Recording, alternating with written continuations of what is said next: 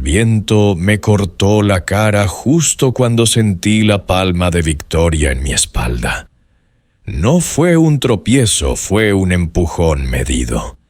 El suelo desapareció y en el mismo latido escuché el grito de Margarita a la raspadura de roca y el silencio de quien sabe que va a morir. El mirador de Ordesa colgaba sobre el vacío. El monte perdido brillaba con restos de nieve, el río Arazas rugía abajo. Yo, Ramón Lafuente, 66 años, creí que aquel paisaje era un buen cierre para nuestras 40 bodas. Margarita sonreía con esa calma suya, y nuestro hijo David había prometido una foto para enmarcar. Su esposa, Victoria Galván, mantenía el gesto perfecto, amable, correcto, distante. «Deja que te ayude, papá», dijo David. «Mejor salimos todos». Mi corazón se ablandó. Últimamente apenas hablábamos sin tensión. Este viaje, idea suya, me devolvía a una esperanza. Victoria, impecable en su anorak crema, observaba desde un paso atrás igual que siempre. Cuando Margarita la llamó para salir en la foto, dio un paso, sonrió. Y entonces sentí la presión en mi espalda. Un empujón, un vacío, un golpe seco contra la roca. Caímos. Margarita conmigo.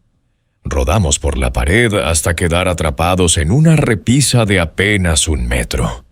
El dolor me cegó. Arriba las piedras crujieron. 2 sombras se asomaron al borde. «Veo la chaqueta azul», dijo Victoria sin temblar.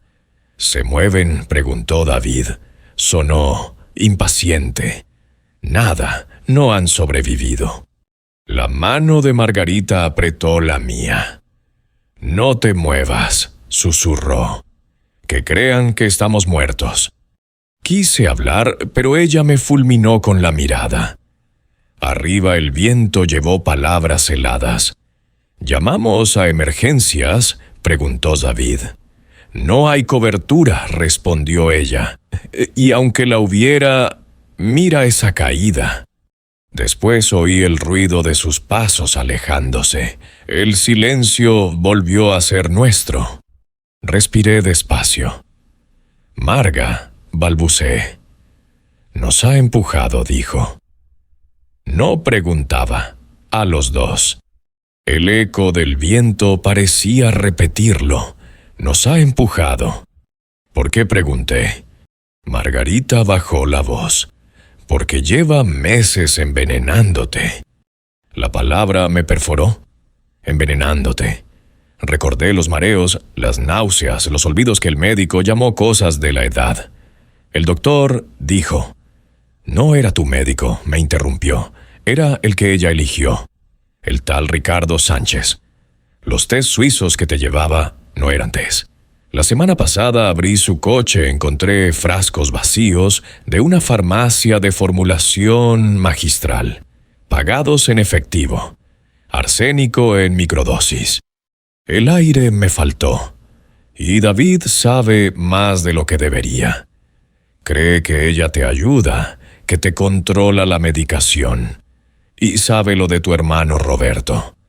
Mi hermano muerto en diciembre. Su herencia, 2-3 millones de euros a punto de ser liberados por una notaría de Zaragoza. Victoria había escuchado aquella llamada. «Te convenció para rehacer el testamento», continuó Margarita. «40% para ella, aunque David viva. Lo firmaste creyendo hacer lo correcto». La vergüenza me dolió más que el hombro. «¿Desde cuándo lo sabes?» «Desde que conté los días en que te encontrabas peor. Siempre después de sus visitas. Desde que contraté a Paco Navas, detective privado. Fotografió a David entrando en timbas del polígono Plaza. Debe dinero a gente peligrosa. Y Victoria 2 días antes de venir fue a otra notaría». La miré atónito. Mi mujer, con la sien abierta sangrando, hablaba con precisión quirúrgica. «Tenemos que subir y denunciar», dije. No me detuvo. Si aparecemos ahora, llorarán ante la Guardia Civil y dirán que fue un accidente. Nos tomarán por locos. Nos conviene estar muertos. Nunca me había pedido algo tan absurdo, ni tan sensato. ¿Cómo descendemos hasta la faja inferior? Nos ocultamos entre los bojes. Hay una caseta de pastores a menos de 1 hora. Asentí. Cada movimiento dolía, pero la seguí. El descenso fue un rosario de pasos torpes. El sol ya se hundía tras los picos. Oíamos solo el silbido del viento y el grito de un quebrantahuesos. En mitad del camino, Margarita sacó una grabadora pequeña. «Llevo 2 semanas grabando todo», dijo. Conversaciones llamadas. No basta, pero es un comienzo. Y si vamos a la policía, primero necesitamos pruebas sólidas. Si aparecemos sin ellas, solo seremos 2 ancianos confundidos. Al fin alcanzamos una lengua de hierba escondida. Desde allí vi el mirador arriba como una postal inocente. Una pareja nueva se hacía la misma foto que casi nos mata. Me mareé de rabia. Si salimos de esta, dije, contaremos la verdad y les quitaremos lo que venían a robarnos, añadió ella. Todo. Llegamos a la caseta. Paredes de piedra, techo hundido, olor a madera húmeda. Margarita me vendó el hombro con un trozo de su chaqueta. Yo le limpié la sangre con agua fría de la cantimplora. Afuera la tarde se moría en cobre. Mañana, dijo, iremos a Torla sin que nadie nos vea. De allí a Zaragoza. Y llamaremos a quien escuche sin venderse. Me acomodé contra la pared agotado. Afuera un eco de sirena subía por el valle. Arriba quizá alguien ya hablaba de 2 turistas muertos. Bien, que lo digan, que escriban nuestra muerte. Nosotros escribiríamos la verdad. La noche cayó sobre el valle como un telón de plomo. En la caseta de pastores donde nos refugiamos, el silencio era tan denso que podía oír mi propio corazón golpear contra las costillas rotas. Margarita había conseguido encender una vela vieja que encontró en una caja oxidada. Su luz temblorosa recortaba su rostro manchado de sangre y polvo. Afuera los vientos del Pirineo azotaban las piedras. «Tenemos que movernos antes del amanecer», dijo ella. «Si alguien ve humo o luz, lo contarán en el pueblo». Asentí, aunque cada respiración me dolía. En el suelo, sobre un trozo de tela rasgado, Margarita extendió los objetos que había salvado su móvil, la grabadora, un pequeño bloc de notas y una tarjeta de visita del detective Paco Navas. «Él sabe parte de esto», añadió. «Si llegamos a Zaragoza, puede ayudarnos». Me quedé mirando el teléfono apagado. No había cobertura en aquellos montes.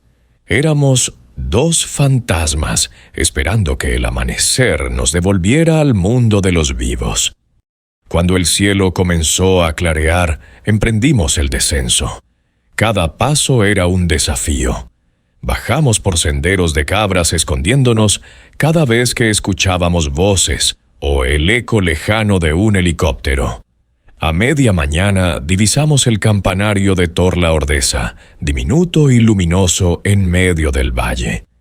Caminamos por un atajo entre hayas hasta llegar a una carretera secundaria. Un camionero aragonés, Julián, nos recogió sin hacer demasiadas preguntas. Nos llevó hasta las afueras de Sabiñánigo, donde pudimos tomar un autobús hacia Zaragoza. En el reflejo de la ventana vi a Margarita dormirse por fin con la cabeza apoyada en mi hombro. Yo, en cambio, no podía cerrar los ojos. Cada kilómetro que nos alejaba de Ordesa me acercaba a una verdad más insoportable, nuestro hijo sabía. Llegamos a Zaragoza entrada la tarde. Nos refugiamos en un hostal barato cerca del puente de piedra, usando nombres falsos. Margarita, meticulosa, como siempre, pidió una habitación sin registro digital. Después de ducharnos con agua tibia y silencio, ella conectó el móvil a la red del vestíbulo.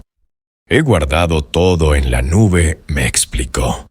Las fotos de los frascos, los mensajes de Victoria, las transferencias de la empresa. Se sentó frente a mí y me mostró una carpeta en la pantalla. Había documentos, audios, extractos bancarios y hasta una foto del coche de Victoria aparcado frente a una farmacia de formulación magistral en el barrio de La Romareda. Pagó en efectivo, añadió. El detective la siguió 3 veces. Siempre el mismo patrón: entra sola, sale con pequeños frascos sin etiqueta. Pasó a otra carpeta. En las imágenes aparecía David con la chaqueta de cuero que yo le había regalado entrando en un almacén del Polígono Plaza. A su lado, 2 hombres con pinta de matones. «Juega al póker clandestino», dijo Margarita. «Debe más de 60.000 euros». No supe qué decir. Durante años me había esforzado por ofrecerle una vida cómoda. Le confié la administración de la empresa cuando pensé en jubilarme, y ahora descubría que había vaciado mis cuentas gota a gota. Margarita desplegó un extracto bancario arrugado. 8 retiros directos de la cuenta de la constructora.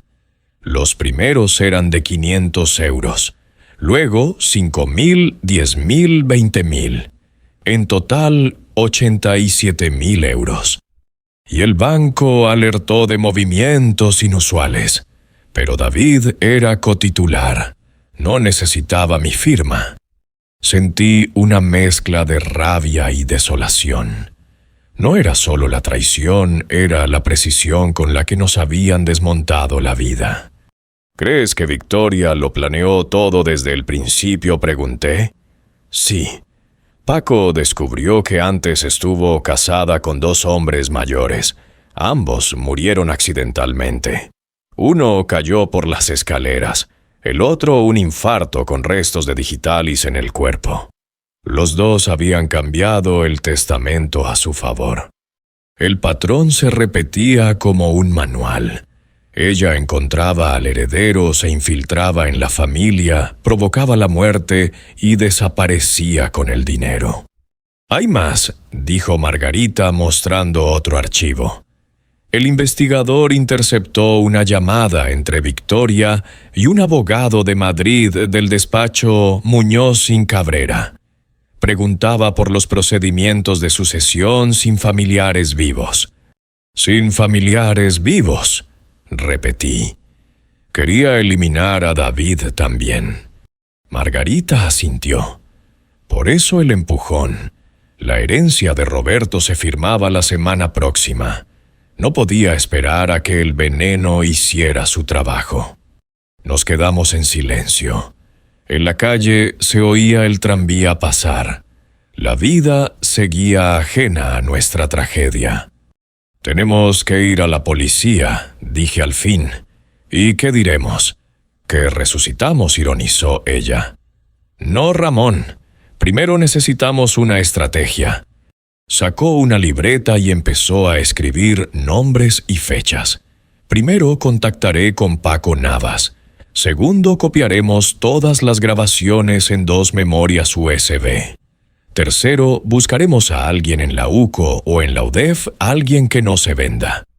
Esa noche, mientras el Ebro reflejaba las luces de la ciudad, comprendí que mi esposa ya no era solo una mujer fuerte, era una estratega. Yo apenas podía seguirle el ritmo, pero su claridad me sostenía. A la mañana siguiente fuimos al despacho del detective, en una callejuela detrás del Mercado Central. Paco Navas era un hombre de unos 50 años, calvo, con ojeras de insomnio. Nos recibió con gesto incrédulo. «Santos cielos, os daban por muertos. Salisteis en el periódico de Huesca». Margarita le explicó todo con precisión militar. Cuando mencionó los frascos, el veneno y la notaría, él asintió. Sabía que había algo más. Escuchad, no es solo ella. He seguido su rastro por Madrid y Valencia. Hay otros accidentes similares. Creo que forma parte de una red que blanquea el dinero a través de herencias manipuladas. Paco nos enseñó un mapa con líneas rojas: Zaragoza, Madrid, Sevilla, Valencia. Los llamamos los herederos de la nada. Usan matrimonios, tutelas y testamentos para vaciar patrimonios familiares. Y la policía, pregunté, saben que existe, pero sin testigos ni pruebas directas no pueden actuar. Margarita le entregó la grabadora. Ahora las tienen. Hay audios de Victoria hablando del veneno y de David firmando papeles falsos. El detective sonrió por primera vez. Entonces, tenemos una oportunidad. Conozco a alguien en la UCO, la teniente Lucía Ferrer. Ella lleva casos de fraude sucesorio. Si le damos pruebas, moverá cielo y tierra. Acordamos vernos esa misma tarde en un aparcamiento discreto del barrio de la Almozara.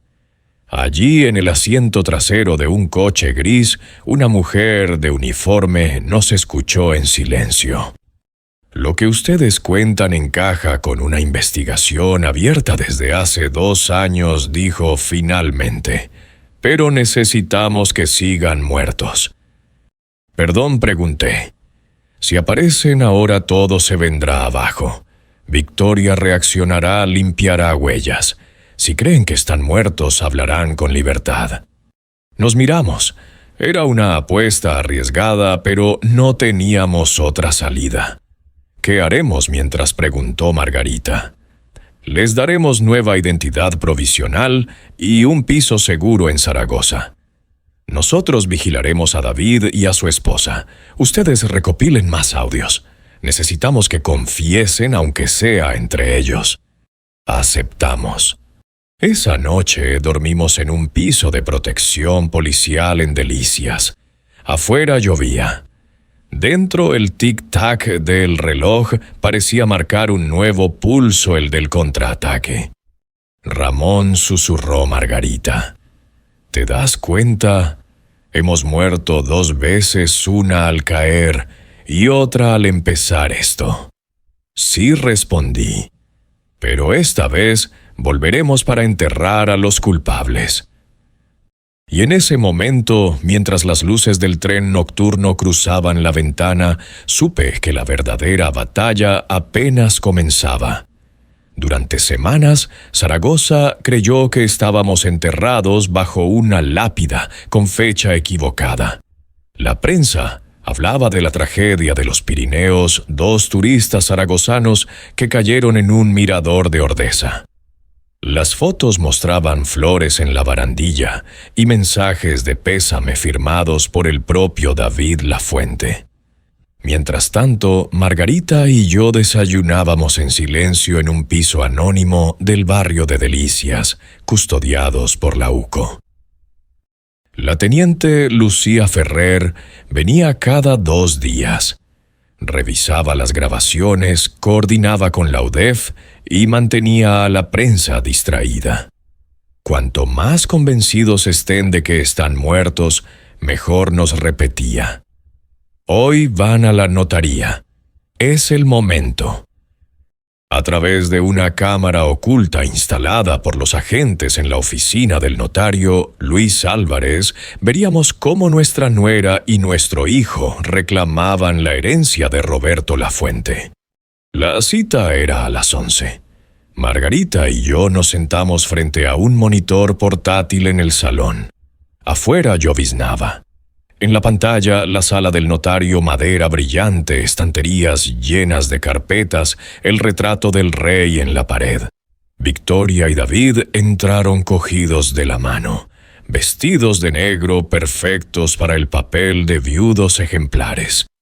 Les acompaño en el sentimiento, dijo el notario con tono profesional.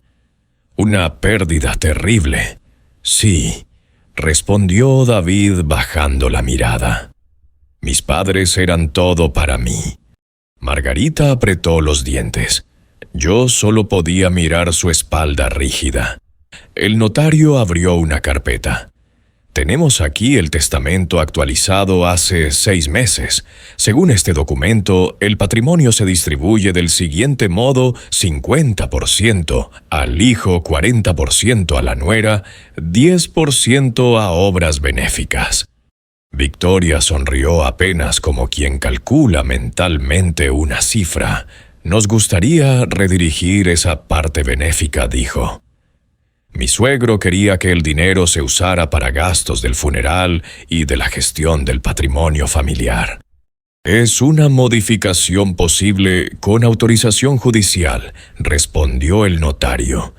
En ese momento, la cámara captó un leve gesto de la teniente Ferrer, escondida en una oficina contigua. La trampa había empezado. Por cierto, añadió el notario, el banco ha reportado movimientos irregulares en las cuentas de la constructora. Hasta resolver esa investigación, la transferencia del patrimonio quedará bloqueada. David levantó la cabeza nervioso.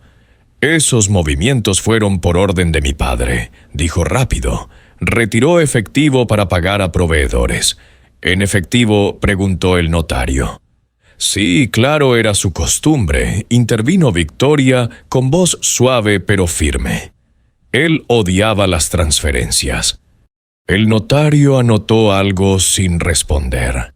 Desde el otro lado de la pantalla yo podía ver cómo David se secaba el sudor del cuello.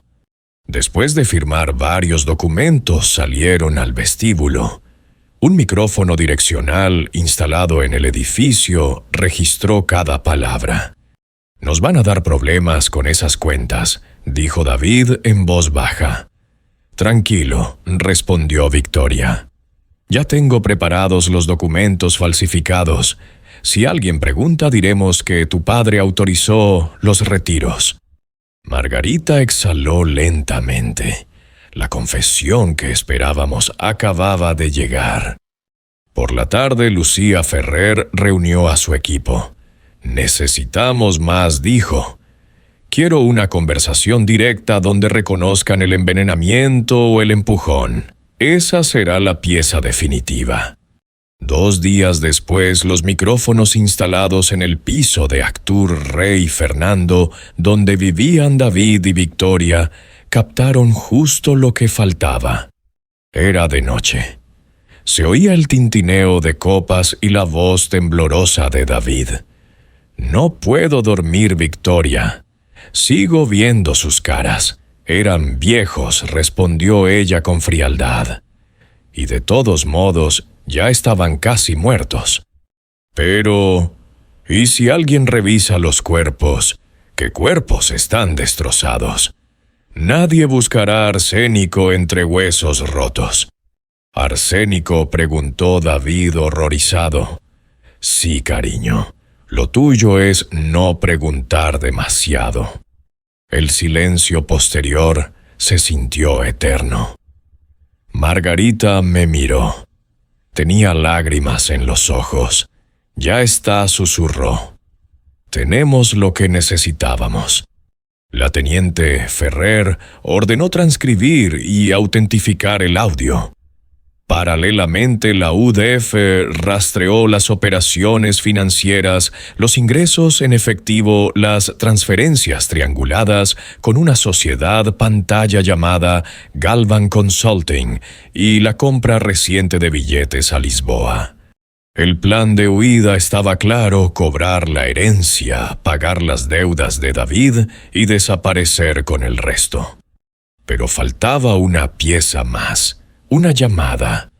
El día siguiente la red escuchó algo que superó nuestras sospechas. A través del micrófono del salón captaron a Victoria, hablando por teléfono con un tal Marcos Chen, alias el notario. «La herencia está casi lista», decía ella. «El accidente salió limpio. Los cuerpos sin pruebas, el hijo controlado». «Bien», respondió la voz masculina. En 2 semanas quiero el dinero en la cuenta de Locksfin Holdings. Después el caso Madrid entra en fase 2. Entendido. Y el chico, preguntó ella. No lo necesitamos más. Prepara su salida. La voz cortó. El archivo se guardó automáticamente en el servidor de la UCO. Margarita se quedó inmóvil. Su salida, repitió. Van a matarlo. Lucía confirmó nuestras peores sospechas.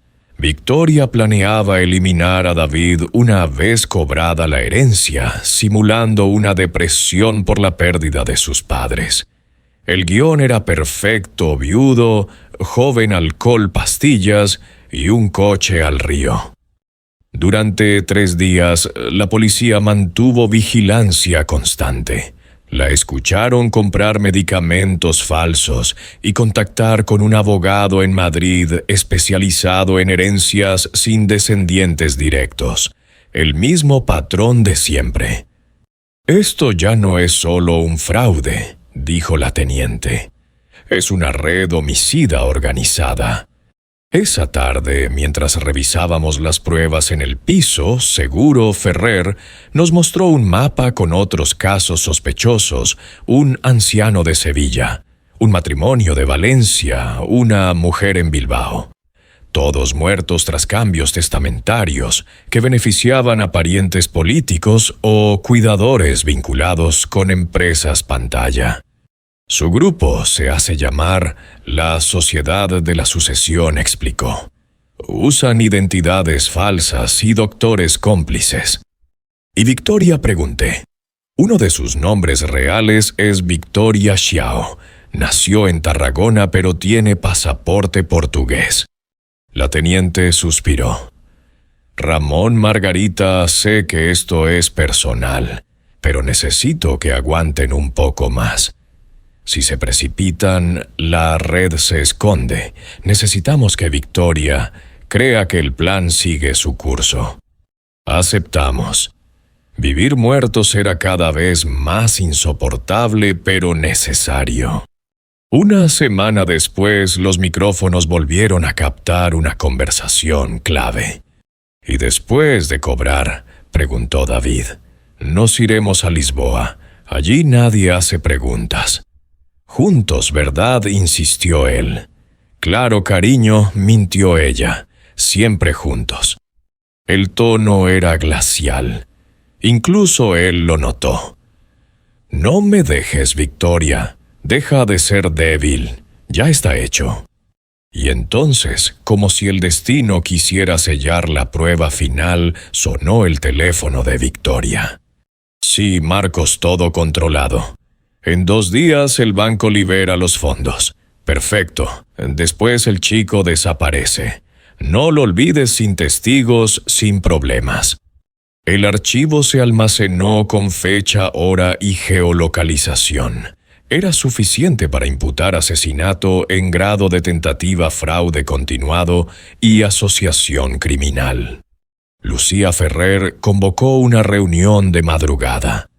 «Mañana a las 8 hacemos las detenciones. Victoria en su casa, David en su oficina. También caerán 2 cómplices del despacho de Madrid». Yo la escuchaba con el corazón encogido. «David?», también pregunté. «Sí, sabía del veneno del empujón del fraude. Tendrá que responder ante la ley». Margarita cerró los ojos. «Entonces, que la justicia empiece». A la mañana siguiente los agentes irrumpieron en el piso del Actur. Las cámaras de la televisión autonómica captaron la escena: una mujer elegante, esposada con el mismo abrigo que llevaba el día que casi nos mata. En la pantalla su mirada se cruzó con la mía. Por un segundo juraría que supo que seguíamos vivos. Sonrió. Una sonrisa helada, casi de respeto. Luego bajó la cabeza y entró en el coche policial. Esa noche Zaragoza entera habló del caso La Fuente, y Margarita, mirándome en la penumbra, dijo con voz serena: «Ahora sí, Ramón, Vamos a volver a la vida. El amanecer sobre Zaragoza olía a polvo y café frío cuando nos escoltaron a la audiencia provincial. Después de casi 3 meses escondidos bajo identidades falsas, Margarita y yo íbamos a declarar. En el edificio, cámaras periodistas y curiosos llenaban la plaza.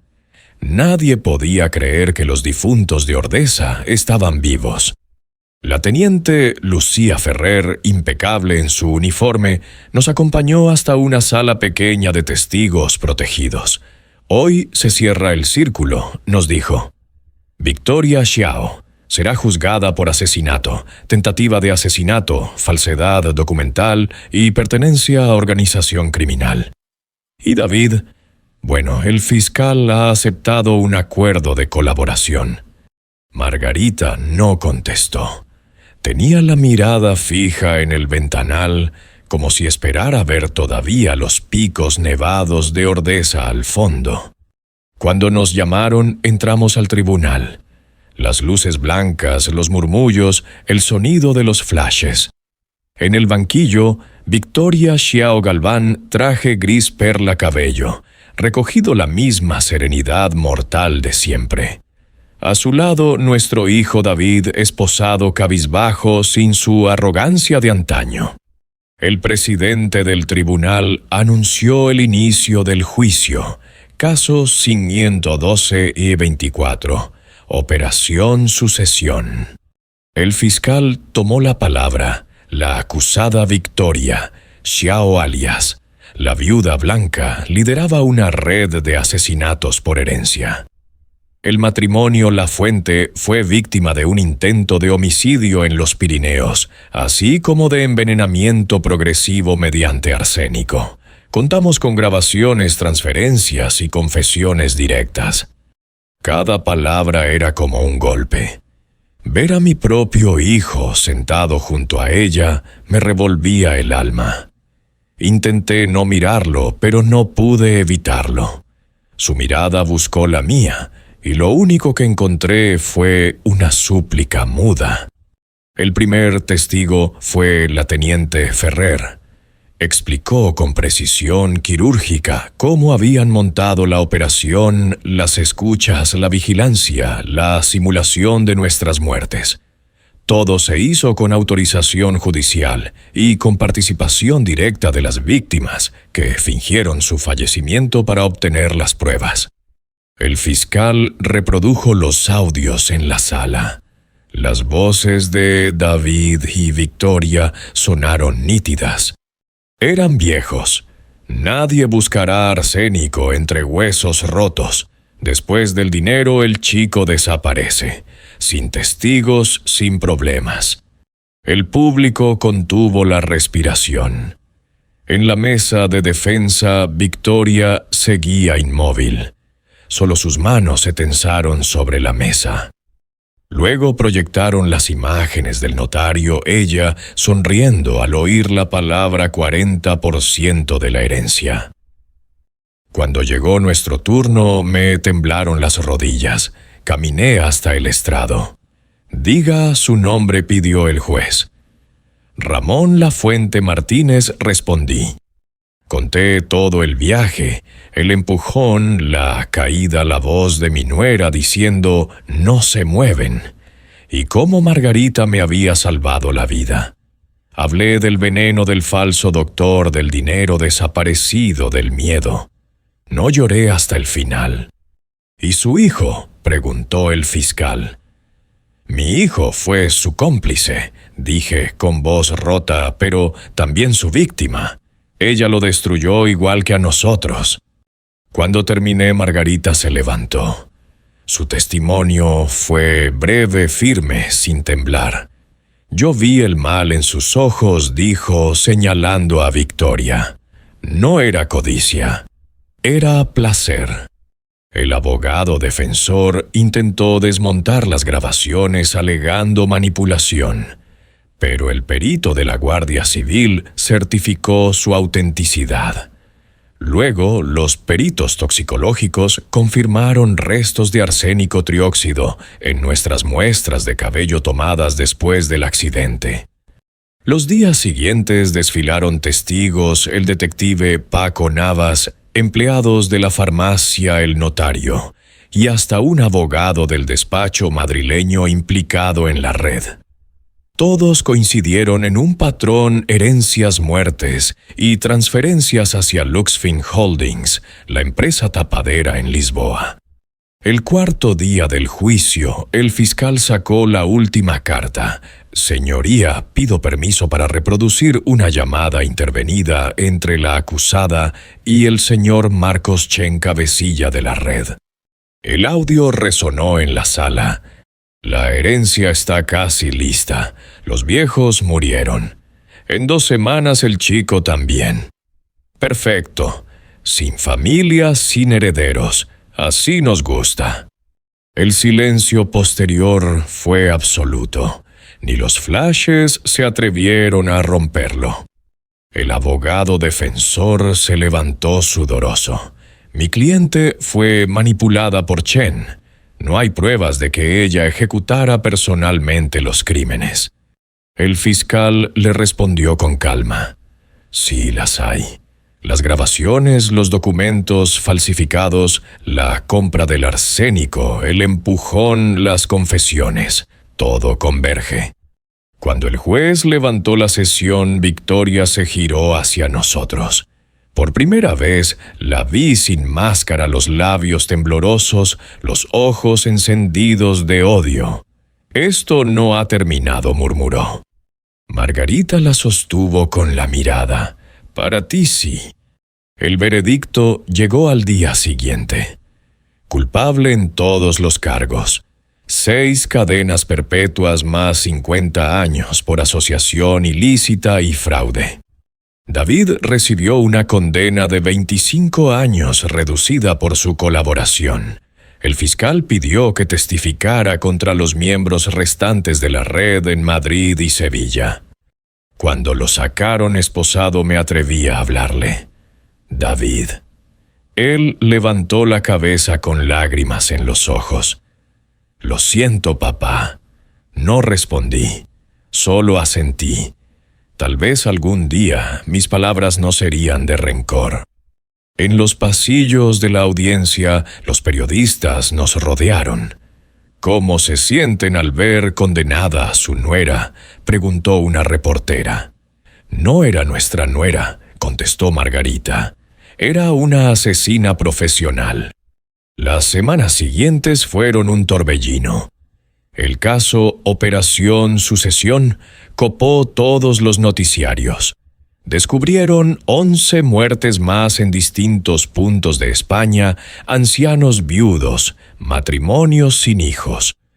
Todos con el mismo patrón de herencias adulteradas. La UCO y la UDEF realizaron más de 20 detenciones.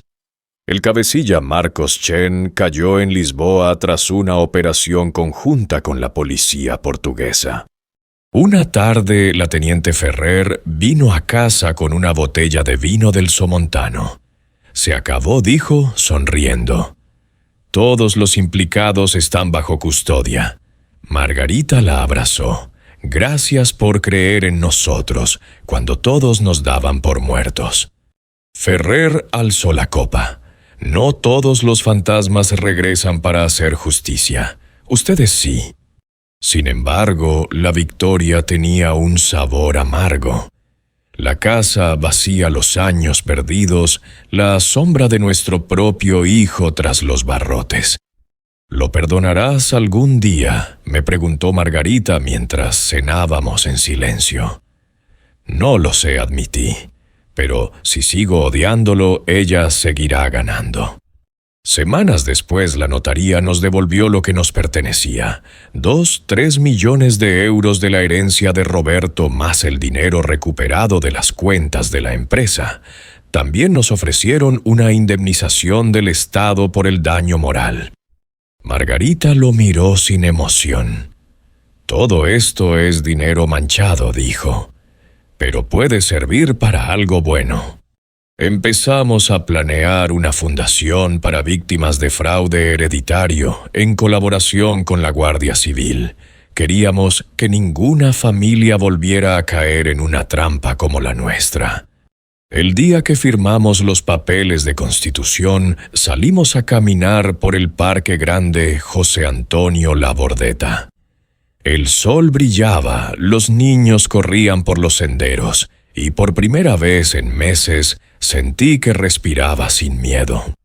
¿Recuerdas cuando decías que la jubilación sería aburrida?, bromeó Margarita. Sí, respondí. Me retracto oficialmente.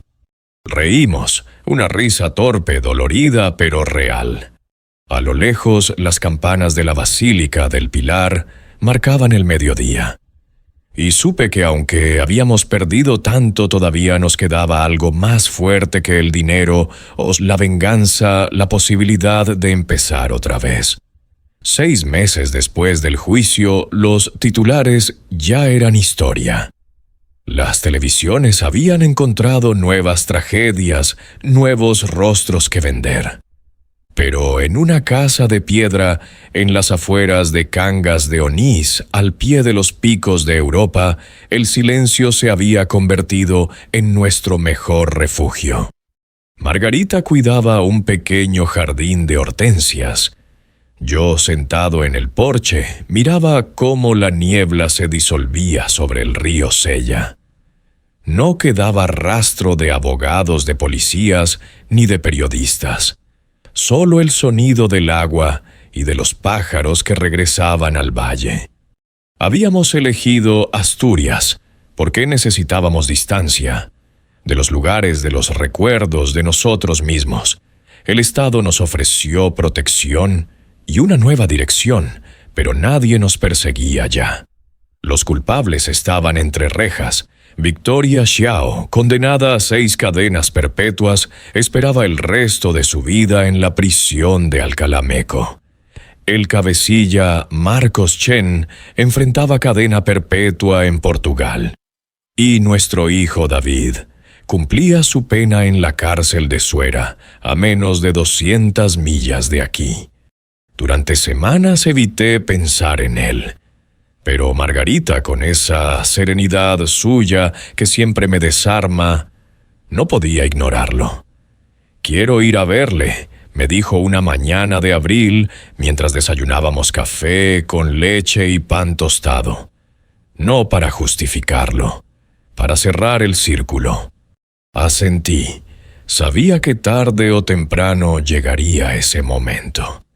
El viaje a Suera fue silencioso. Los prados verdes y los caseríos quedaron atrás.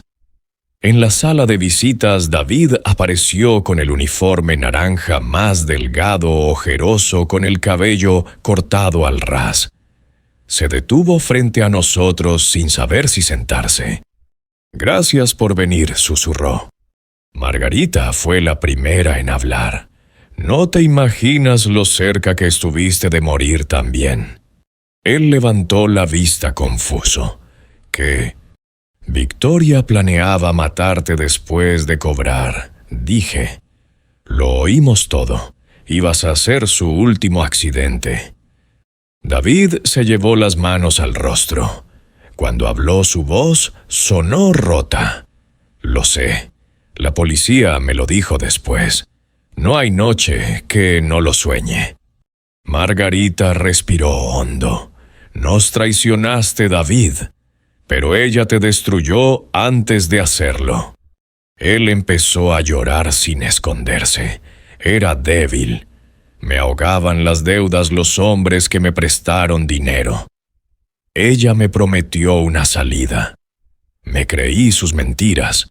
Pensé que solo nos haría parecer culpables de un accidente, que todo quedaría atrás. «Y casi lo consigues», interrumpí con dureza. «Casi nos matas por dinero que nunca ibas a ver». No hubo defensa posible. El silencio cayó entre nosotros como una piedra. Solo después de varios minutos me atreví a decir: «El perdón no se da por compasión, David. Se gana con verdad». Él asintió. Entonces necesito contarte algo que la policía todavía no sabe del todo. Nos miró a los dos. Victoria no trabajaba sola. Tenía una hermana gemela. Se hace llamar Susana Millán. Ella manejaba las cuentas de Luxemburgo. Si la encuentran, desmantelarán lo que queda de la red. Margarita abrió los ojos. ¿Dónde está en Galicia? Vigo, creo. Se hacía pasar por asesora fiscal. Aquel dato resultó decisivo. Esa misma tarde, la UCO localizó a Susana Millán en una oficina del puerto de A Coruña. La detuvieron con documentos falsos y una lista de herencias pendientes de gestión. Con ella cayó el último eslabón de la red. David, pese a su colaboración, seguiría en prisión. Pero por primera vez supe que su arrepentimiento era real. Al despedirnos, me tomó la mano a través del cristal. ¿Crees que podrás perdonarme algún día, papá? No le respondí enseguida. Lo miré y vi no al traidor, sino al niño que un día enseñé a montar en bicicleta en el parque de la Expo del 2008. No lo sé, dije al fin, pero quiero poder hacerlo algún día. De regreso a Asturias, Margarita guardó silencio todo el camino. Solo al llegar a casa habló. Ya está, ahora sí podemos vivir. Y empezó nuestra segunda vida. Dedicamos parte del dinero recuperado a crear la Fundación La Fuente Salas para la defensa de herencias justas, con sede en Oviedo. Trabajábamos con abogados voluntarios y psicólogos de víctimas de fraude familiar.